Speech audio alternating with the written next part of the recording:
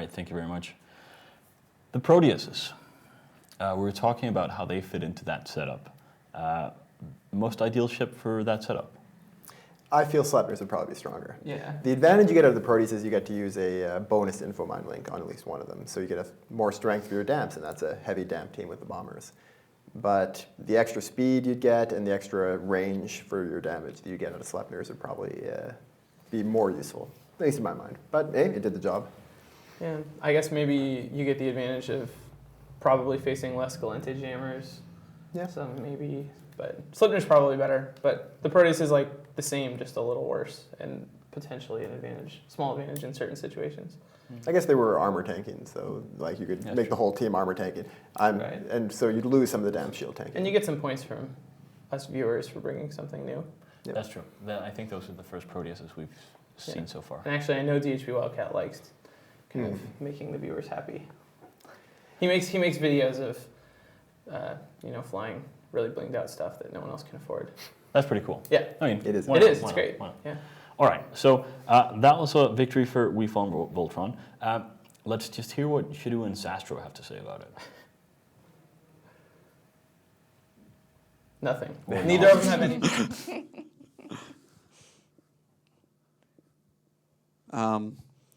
Hi, I'm CCP Sunset back in the commentary booth. Sorry for that little glitch. I'm back with Shadu and Mr. Zastro. I was going to say Zastro without anything to say. That's a first. Yeah, it's also not going to happen very often. Pretty We have a rare cat. occasion. We do have Tournament Cat. We're very excited to have him in the tournament booth. He's actually my favourite guest in here so far. I'm sorry, guys, but he has my heart. He has cute. my heart.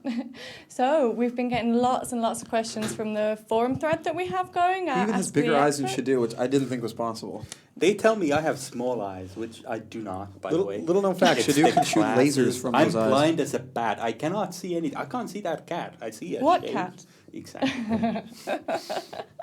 So, Questions. questions We have from the answers. forums. So, one of the first questions I wanted to ask you, which has actually been asked by the same person more than once, and I'm sorry it's taken us so long to get your question on, but it's a little question about your favourite solo PvP ship and setup. Apparently, according to this particular player, real men solo PvP. Absolutely. I must not be a real man because I don't solo very often. You don't? I think the last time I tried to solo something, I took a saber out and found another saber, and we had an epic 1v1 in which I was completely embarrassed by, I think, a AAA saber. Real men solo PvP with at least 4 accounts. That's Well, solo does PvP, that by the way. technically One of count them as at solo? least has to have a Sino, though. Power of Sino 4. and a warp scrambler. the next Sino up, expansion. mix in, done. Next promotion, power of 4. Just for you. Or if it's a carrier, then we drop in the Yeah. time. And So, Shadu, come on. You're saying 4 accounts. Do you ever solo? Do you ever go out all by yourself No, through I'm terrible at deep, it. dark, scary space? No, I'm terrible. Unless good at- there's at least good at 10 yelling. dudes having me locked in their scimitars, I'm done. I'm just dead. Wow, okay. Okay, so back to the tournament questions. With obviously big alliances and small taking part, when there's a lot of people that want to participate in the tournament team, how do you pick which pilots you're going to put on other than by their skills? I'm going to ask... Well, we don't get to pick because we have trouble actually getting into the tournament, so it's all you, buddy.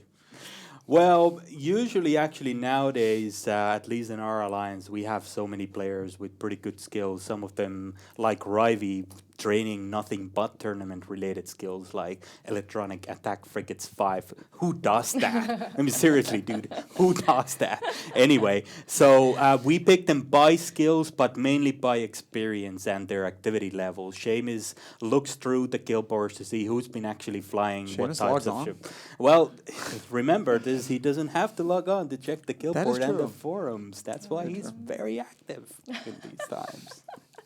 So experience is a very, very key thing. People that you've seen out in gangs, out in fleet fights, who you know you can rely on. That's Yes, both experience in previous tournaments, of course, by now. Also, what he looks at is who has attended tournament testings, because we keep a spreadsheet of every single pilot who helps out in the testing, because Shame is usually after the turn, he gets drunk as anything, drunk as a fish, and he ends up giving Unlike something us, like we would never 120 drink during the billion tournament. away, at least, to the dudes who show up in training. I So- mean, you just show up in training and So boom, like a 20 week's billion, there you income, go. something like that. Yeah, I know, you guys with your tech moons and your gold. Gotta love that technetium.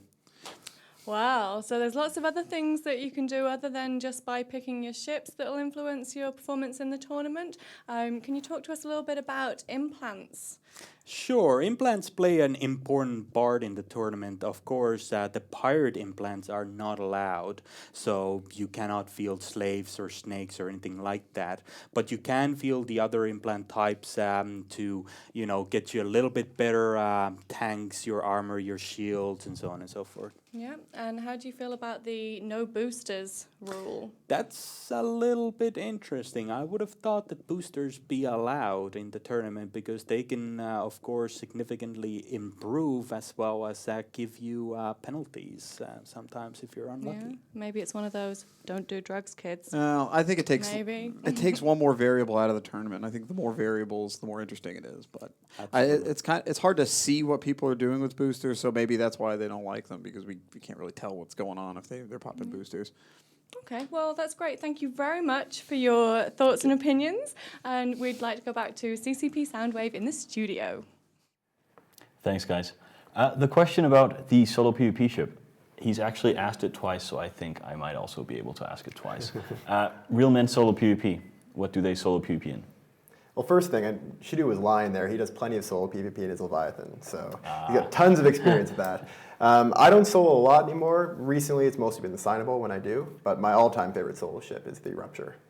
Don't use it as much anymore, but I've got so many great memories of flying with Ruptures. The all-time favorite PvP ship is the Armageddon solo. Yeah. I can't ever let that Cheap, go. disposable, effective. Yeah, but more recently, I think I have more fun in a Ferox or a Cyclone. They're both fantastic solo PvP ships. I know the lights are red, Okay. so you've stopped listening. I was just about to. Let's just move on. Anywho, aggravated assault, the Ronin.